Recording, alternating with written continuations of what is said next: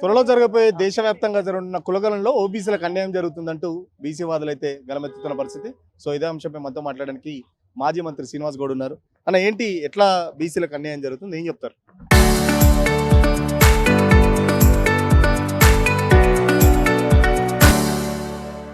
ఇప్పుడు బీసీలకు ప్రతి రాష్ట్రంలో విద్య ఉద్యోగాలలో రిజర్వేషన్ ఇస్తున్నారు, కోర్టులు కొట్టేస్తున్నారు. ఎట్లా ఇస్తారు రిజర్వేషన్? సెన్సెస్లో ఏ పర్సెంటేజ్ ప్రకారం ఎట్లా ఇస్తారని చెప్పి కోర్టులు అభ్యంతరాలు అన్ని రాష్ట్రాల్లో కూడా. బీజేపీ అవన్నీ గ్రహించి బీజేపీ ప్రభుత్వం లేదు మేము ఇస్తాం అని చెప్పి ఆర్ఎస్ఎస్ డిక్లేర్ చేసింది. బీజేపీ వాళ్ళు సెన్సెస్లో మేము కాలం పెడతాం తీస్తామని అన్నారు. మరి ఈరోజు ఏం జరుగుతుంది? ఈరోజు మొదటి విడత హౌస్ హోల్డ్ సర్వేలలో బీసీలది లేదు, మళ్ళీ ఇప్పుడు స్టార్ట్ అయింది. ఎస్సీ ఎస్టీ మాదిరిగా కాలం పెట్టి ఎస్సీ అనగానే ఎన్ని కులాలు ట్రిక్ కొట్టుకుంటట్టు ఉండాలి కంప్యూటర్లో కానీ ఎస్టీ మాదిరిగా. ఇప్పుడు ఎస్సీ ఎస్టీలకు పెట్టి బీసీలో ఏం లేకుండా అన్ని కులాలు పెడితే ఏమవుతుంది? సేమ్ ఇదే కాంగ్రెస్ ప్రభుత్వం 2011 చేసి 46 లక్షల కులాలు అని చెప్పింది. బ్రిటిషోడు నయం. బ్రిటిషోడు దాదాపు 1831 నుంచి 1937 వరకు వాడు చేసిండు, బీసీల సెన్సెస్ చేసిండు. 1931లో 4167 కులాలు ఉన్నాయి ఈ దేశంలో అని చెప్పి డిక్లేర్ చేసిండు. బ్రిటిషోడు నయం. ఇంత దరిద్రంగా 46 లక్షల కులాలు ఉంటాయి అంటే ఇది ఫెయిల్ కావడానికి కుట్ర అన్నమాట. మళ్ళీ సేమ్ అదే బీజేపీ గవర్నమెంట్ ఇప్పుడు చేస్తుంది. రేపు ఖచ్చితంగా మళ్ళీ లక్షలలో కులాలని చెప్తుంది. బీజేపీ చెప్తుంది సాక్షాత్తు ప్రధాని మోడీ బీసీగా ఉన్నారు, బీసీలకు ఎలాంటి అన్యాయం జరగదని చెప్పేసి బీజేపీ నేతలు చెప్తున్నారు. ఇప్పుడు కళ్ళ ముందర కనబడుతుంది. ఇప్పుడు బీసీ కులగణన అంటే బీసీల కులాలు అన్ని జాబితా పెట్టి నీది ఈ బీసీలో ఏ కులం వస్తుంది టిక్ కొడితేనే బీసీల జాబితా వస్తుంది. కులాల వారికి వస్తుంది, బీసీల సంఖ్య వస్తుంది. ఎస్సీ ఎస్టీ ఇచ్చిపెట్టి ఓసీలు బీసీలు అన్ని కలిపి పెడితే ఎట్లా వస్తుంది లెక్క? బీసీ లెక్క ఎట్లా వస్తుంది? బీసీ కాలమే లేనప్పుడు ఎవరు చెవులో పువ్వు పెడుతున్నట్లు చెప్పు? అందరూ చదువుకున్నారు కదా, మాయమంత్రం వేసి చూంపటంటారా?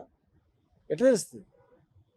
సెన్సెస్లో నువ్వు పేర్లు అడగకుండా కులాలు అడగకుండా ఒక పద్ధతి ఎస్సీలో ఎన్ని ఉపకులాలలో ఏ కులానికి ఎంత అని చెప్పి వచ్చింది. ఎస్టీలలో ఎన్ని కులాలు ఉన్నాయి, ఏ కులానికి ఎంత సంఖ్య అని వస్తుంది. బీసీలో ఎట్లా వస్తుంది? బీసీలో కూడా బీసీ జాబితాలో కులాల పేర్లన్నీ పెట్టి దానిలో కాలమ్స్ అన్ని సీరియల్ నెంబర్లు వేస్తే ఒక ఇంటికి వెళ్ళినప్పుడు నీవు ఏ కులమయ్యా అంటే పలానా యాదవ్, ఒక దగ్గర యాదవ్, ఇంకో దగ్గర రజకులు ఉంటారు, రజక్క అంటారు, దోబి అంటారు, గౌడ్ అంటారు, ఈడిగ అంటారు. అప్పుడు ఒక రాష్ట్రంలో ఒకటి ఉంటుంది, అన్ని ఆ కులాల పేర్లను పెట్టినప్పుడు ఆ బీసీలో ఈ కులం దగ్గర నాది అన్నప్పుడు టిక్ కొడతారు. టిక్ కొట్టినప్పుడు కంప్యూటర్ ద్వారా ల్యాప్టాప్ ద్వారా చేస్తున్నారు. టిక్ కొట్టినప్పుడు ఇక ఆటోమేటిక్గా కులాల సంఖ్య వస్తుంది, బీసీల సంఖ్య వస్తుంది, ఏ కులంలో ఆర్థిక స్థితిగతులు వస్తుంది, వాళ్ళకి ఇండ్లు ఉన్నాయా లేదా, ఏం పరిస్థితి వస్తుంది. నువ్వు ఏం చేయకుండా ఎట్లా చేస్తుంది చెప్పు? దేశ జనాభాలో సగం పైగా ఉన్నారని చెప్పేసి బీసీలు చెప్తున్నారు. సో ఇంత బీసీలకు మనకు అన్యాయం చేయడానికి ఎట్లా వస్తున్నారు? మరి ఎందుకు చేస్తున్నట్టు ఇదంతా? అంటే బీసీలు ఇన్నిసార్లు మోసం చేసినా మనకు ఓట్లు వేస్తున్నారు అనుకుంటున్నారు. వాత పెడతారని తెలియదు. ఒకసారి వాత పెట్టి బీసీలందరూ ఐక్యమై వీళ్ళ మీద తిరగబడితే అప్పుడు వస్తుంది. దేశవ్యాప్తంగా కూడా ఒక బీసీలకు ఒక నాయకత్వం, ఒక పెద్ద పార్టీ అనేది బీసీ గురించి లేదు. అందుకొరకు వీళ్ళు ఏం చేస్తున్నారంటే తమాషాలు చేస్తున్నారు. ఇట్లా చేస్తూ వస్తే దేశవ్యాప్తంగా బీసీలందరూ ఐక్యమవుతారు. ఐక్యమైన తర్వాత అప్పుడు తెలుస్తుంది. వీళ్ళు కనీసము సంఖ్య కూడా చెప్పడానికి భయపడుతున్నారు అంటే ఎంత కుట్ర ఉన్నట్టు చెప్పండి. వాళ్ళ భయం అంతా ఏంటంటే సంఖ్య తెలిసింది అనుకో, అరే మన సంఖ్య ఇంత పెద్ద దేశాన్ని ఇన్ని కులాలను ఎట్లా మనం పరిపాలిస్తున్నాం, వాళ్ళు తిరగబడతారేమో, తిరగబడి మీది ఎంత అని అంటారేమో, మా ఇస్తా ఏంది అంటారేమో, ఇదే వాళ్ళంతా. కనుక దానికి భయపడి చేస్తున్నారు. దీన్నంతా ఇప్పుడు అందరు గమనిస్తారు, ఖచ్చితంగా దాన్ని తిరగబడతారు. ఎట్లా ఉండబోతుంది ఫైనల్గా మీ పోరాటంకి సంబంధించి? కొద్ది రోజులనే స్టార్ట్ అవుతుంది కులగణనకు సంబంధించి, మరి ఇప్పటికి కూడా కేంద్ర ప్రభుత్వం నుంచి ఎలాంటి హామీ కూడా లభించట్లేదు.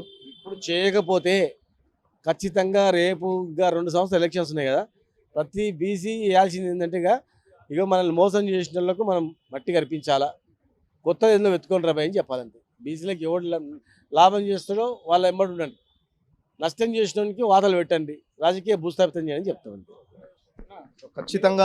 ఖచ్చితంగా బీసీలకు సంబంధించి కేంద్ర ప్రభుత్వం అయితే అన్యాయం చేస్తుంది. బీసీ కాలం కంపల్సరీ పెట్టాలి. ఎందుకంటే బీసీలో ఎన్ని కులాలు ఉన్నాయి, ఎన్ని ఉపకులాలు ఉన్నాయి అనేది ఖచ్చితంగా కాలంలో తెలిసే అవకాశం ఉంది. బట్ కేంద్ర ప్రభుత్వం బీజేపీ గవర్నమెంట్ అంటే బీజేపీ పార్టీ ఖచ్చితంగా బీసీలకు అన్యాయం చేసే విధంగానే అడుగులు పడుతున్నాయి. బట్ బీసీలు అంతా చైతన్యవంతులు అవుతున్నారు. సో మా లెక్క తేలితే కనుక మా వాటా అడుగుతారనే ఒక భయంతోనే బీసీలకు సంబంధించి అంటే బీసీల వాటా అడుగుతారని కాలం కూడా పెట్టట్లేదు. సో భవిష్యత్తులో కూడా పెద్ద ఎత్తున బీసీలు అందరం కలిసి దేశంలో పెద్ద ఎత్తున ఉద్యమాలు కూడా ప్లాన్ చేస్తున్నాం. సో కేంద్ర ప్రభుత్వం ఖచ్చితంగా దిగి రావాలి, లేకపోతే ఉద్యమాలు కూడా తగిన స్థాయిలో ఉంటాయని చెప్పేసి మాజీ మంత్రి శ్రీనివాస్ కూడా చెప్తున్న పరిస్థితి. ఇప్పుడు జర్నలిస్ట్ విజయ్తో సురేష్, ఆర్టీవీ కోసం, హైదరాబాద్. త్వరలో జరగబోయే దేశవ్యాప్తంగా జరుగుతున్న కులగణంలో ఓబీసీలకు అన్యాయం జరుగుతుందంటూ బీసీ వాదులైతే గలమెత్తుతున్న పరిస్థితి. సో ఇదే అంశంపై మనతో మాట్లాడడానికి మాజీ మంత్రి శ్రీనివాస్ గౌడ్ ఉన్నారు. అన్న ఏంటి, ఎట్లా బీసీలకు అన్యాయం జరుగుతుంది, ఏం చెప్తారు? ఇప్పుడు బీసీలకు ప్రతి రాష్ట్రంలో విద్య ఉద్యోగాలలో రిజర్వేషన్ ఇస్తున్నారు, కోర్టులు కొట్టేస్తున్నారు. ఎట్లా ఇస్తారు రిజర్వేషన్? సెన్సెస్లో ఏ పర్సెంటేజ్ ప్రకారం ఎట్లా ఇస్తారని చెప్పి కోర్టులు అభ్యంతరాలు అన్ని రాష్ట్రాల్లో కూడా. బీజేపీ అవన్నీ గ్రహించి బీజేపీ ప్రభుత్వం లేదు మేము ఇస్తాం అని చెప్పి ఆర్ఎస్ఎస్ డిక్లేర్ చేసింది. బీజేపీ వాళ్ళు సెన్సెస్లో మేము కాలం పెడతాం తీస్తామని అన్నారు. మరి ఈరోజు ఏం జరుగుతుంది? ఈరోజు మొదటి విడత హౌస్ హోల్డ్ సర్వేలల్లో బీసీలది లేదు, మళ్ళీ ఇప్పుడు స్టార్ట్ అయింది.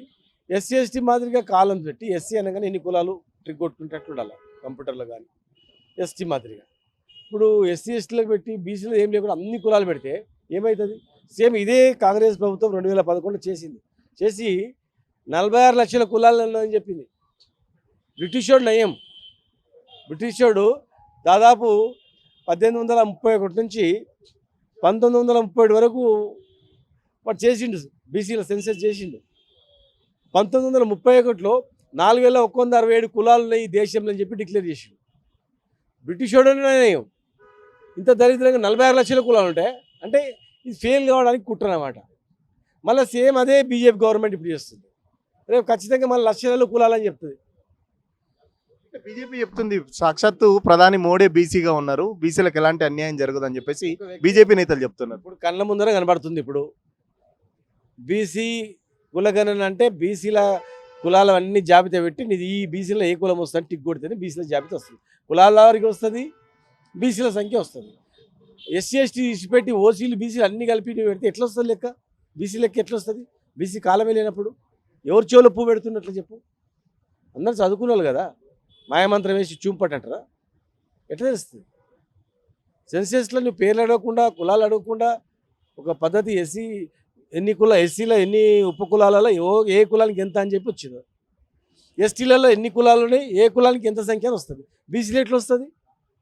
బీసీలో కూడా బీసీ జాబితాలో కులాల పేర్లన్నీ పెట్టి దానిలో కాలమ్స్ అన్ని సీరియల్ నెంబర్లు వేస్తే ఒక ఇంటికి వెళ్ళినప్పుడు నీవు ఏ కులం అయ్యా అంటే పలానా యాదవ్, ఒక దగ్గర యాదవ్, ఇంకో దగ్గర రజకులు ఉంటారు, రజక్క అంటారు, దోబి అంటారు, గౌడ్ అంటారు, ఈడిగ అంటారు.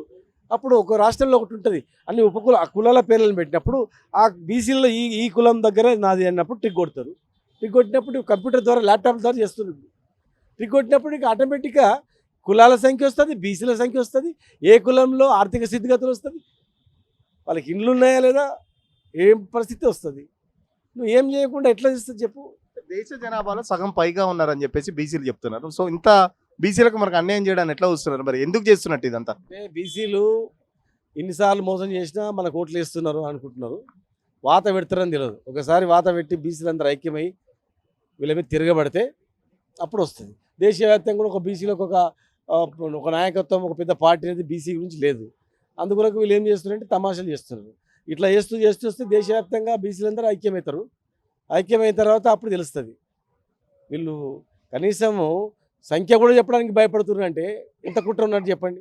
వాళ్ళ భయం అంత ఏంటంటే సంఖ్య తెలిసింది అనుకో, అరే మన సంఖ్య ఇంత పెద్ద దేశాన్ని ఇన్ని కులాలను ఎట్లా మనం పరిపాలిస్తున్నాం, వాళ్ళు తిరగబడతారేమో, తిరగబడి మీది ఎంత అని అంటారేమో, మా ఇస్తా ఏంది అంటారేమో, ఇదే వాళ్ళంతా. కనుక దానికి భయపడి చేస్తున్నారు. దీన్ని అంతా ఇప్పుడు అందరు గమనిస్తున్నారు, ఖచ్చితంగా దాన్ని తిరగబడతారు. ఎట్లా ఉండబోతుంది ఫైనల్గా మీ పోరాటంకి సంబంధించి? కొద్ది రోజులనే స్టార్ట్ అవుతుంది కులగణనకు సంబంధించి, మరి ఇప్పటికి కూడా కేంద్ర ప్రభుత్వం నుంచి ఎలాంటి హామీ కూడా లభించట్లేదు.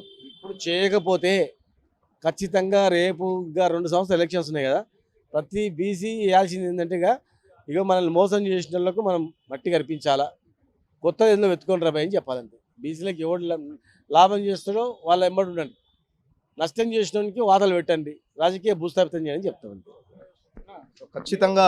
ఖచ్చితంగా బీసీలకు సంబంధించి కేంద్ర ప్రభుత్వం అయితే అన్యాయం చేస్తుంది. బీసీ కాలం కంపల్సరీ పెట్టాలి, ఎందుకంటే బీసీలో ఎన్ని కులాలు ఉన్నాయి, ఎన్ని ఉపకులాలు ఉన్నాయి అనేది ఖచ్చితంగా కాలంలో తెలిసే అవకాశం ఉంది. బట్ కేంద్ర ప్రభుత్వం బీజేపీ గవర్నమెంట్ అంటే బీజేపీ పార్టీ ఖచ్చితంగా బీసీలకు అన్యాయం చేసే విధంగానే అడుగులు పడుతున్నాయి. బట్ బీసీలు అంతా చైతన్యవంతులు అవుతున్నారు.